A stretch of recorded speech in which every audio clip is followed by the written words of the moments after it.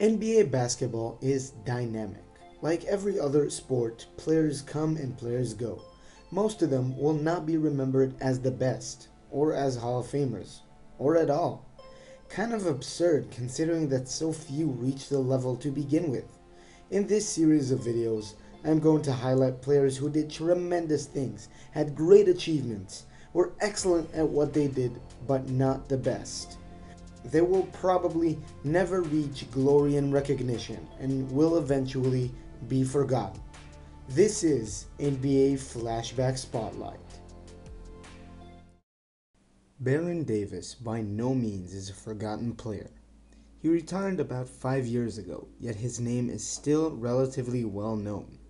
But I wonder, despite his achievements and fantastic overall career, will he be remembered 10 years from now? It is hard to know, but it is a fact that he is not on the superstar level, and I doubt he will reach the Hall of Fame conversation. But anyways, I'm not here to knock on him, but to view his career. So let's begin. After having a very successful college career at UCLA, Davis was picked third in the 1999 draft by the Charlotte Hornets. This was kind of an odd pick since Charlotte already had two veteran point guards. One of them, Eddie Jones, was the team star. As a result, Davis was the second option off the bench after Jones and David Wesley, the third-ranked scorer of the team. Davis scored 5.9 points per game that season in only 18.6 minutes per game.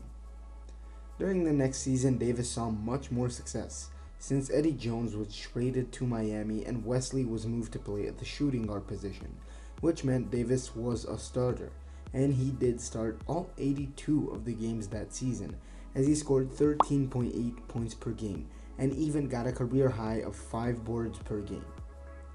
He played even better at the playoffs that year, scored 17.8 points per game, and lost to Ray Allen's Bucks in 7 games on the Eastern semifinals. In his third season, he again improved and again played and started in all 82 games. He scored 18.1 points per game and got his first All-Star appearance that year. In the playoffs, he scored a great 22.6 points per game, but his team again lost in the second round. In the 2002-2003 season, Charlotte turned to New Orleans. Davis only played 50 games that season due to injuries and scored 17.1 points per game.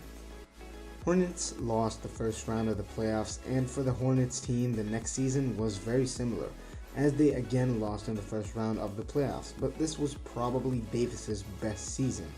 He led the team in points per game for the first time with 22.9 points, which is also his career high, and led the entire NBA with 2.4 steals per game, also a career high for him. That year he made his second All-Star appearance, also won the Skills Challenge, and to top it all off, was selected to the All-NBA third team.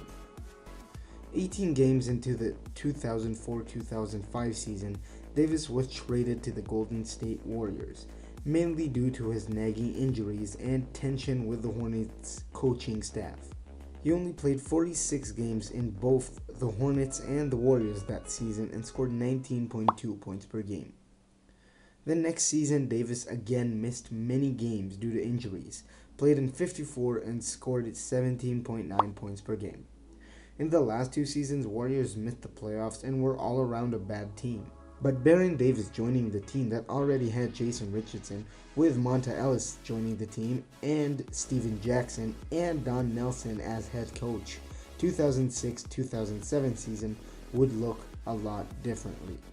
Davis led the super talented backcourt of the Warriors with 20.1 points per game and led the league in steals for the second time with 2.1 per game.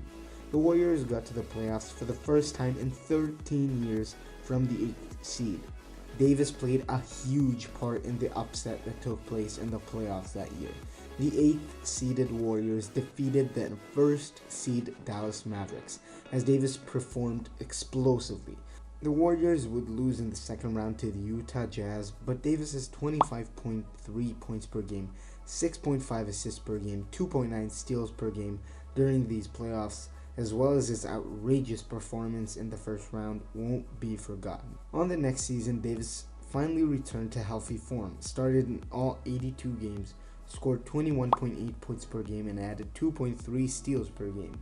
But this time, the Warriors just barely missed the playoff. In July of 2008, Davis chose to sign with the Los Angeles Clippers. He only scored 14.9 points per game in 65 games, as the Clippers had a horrible season. The next season was similar to the last one. Davis scored 15.3 points per game. The 2010-2011 season looked better for the Clippers, who drafted Blake Griffin, and the team was looking to rebuild around him and make it younger. As a result, Davis played 43 games for them in that season and was traded to the Cleveland Cavaliers.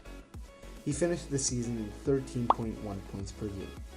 The Cavs, who drafted Kyrie Irving, decided they want him to start and waived Davis, who signed with the New York Knicks for the 2011-2012 season.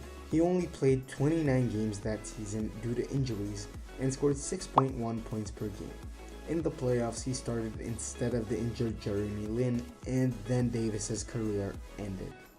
On May 6, 2012, during Game 4 of the Knicks vs. Heat series, Davis injured his right knee severely and was carted off the court on a stretcher. Davis announced his interest in returning to the NBA. He even played in the D-League in the 2015-2016 season, but a return to the NBA is now very unlikely. Baron Davis played 7 seasons of his career of what you could consider an all-star level. Another 6 seasons were mediocre to good for him. He was athletic, explosive, unique. Allen Iverson once described him as his most difficult defensive assignment of his career. He is a 2-time All-Star, 1-time All-NBA third team, and a 2-time league leader in steals. Yet, he never surpassed the second round of the playoffs. Baron Davis had a memorable career as a league All-Star. I believe if he would have been healthier, maybe he could have been remembered as an NBA superstar. Thank you guys for watching. If you like this video, please click on the like button. If you have anything to add or say, you are welcome to in the comment section down below. If you like these kind of videos, you can click the annotation on the video. It will lead you to a playlist of more video like this one. And please consider subscribing to my channel.